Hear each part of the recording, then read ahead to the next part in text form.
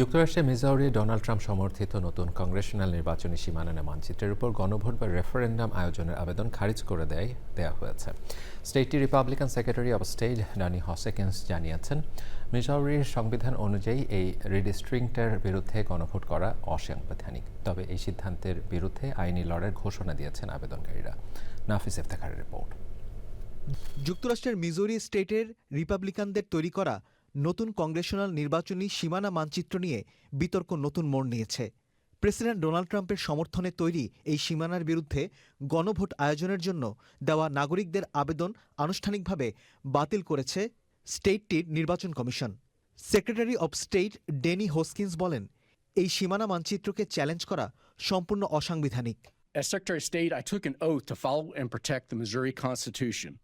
After careful consideration, I have determined the challenge to the new Missouri 1st Congressional map to be insufficient due to it being unconstitutional.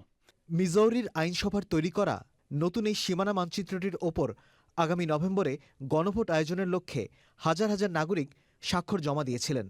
তবে secretary of state Danny হসকিন্স সাফ জানিয়ে দিয়েছেন, মার্কিন আইন ও রাজ্য সংবিধান অনুযায়ী রিডিস্ট্রিক্টিং সংক্রান্ত সিদ্ধান্ত কেবল আইনসভার এখতিয়ারভুক্ত।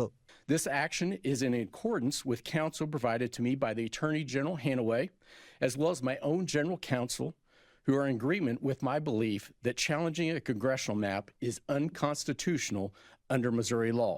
মধ্যবর্তী নির্বাচনে নিজেদের আসন ধরে রাখতে প্রেসিডেন্ট ট্রাম্পের আহ্বানে সাড়া দিয়ে আসন পুনর্নির্ধারণ করে মিজৌরি। ডেমোক্র্যাট ও সমালোচকরা এটিকে কারচুপি বলে আখ্যা দিলেও রিপাবলিকানরা নিজেদের অবস্থানে অনড়।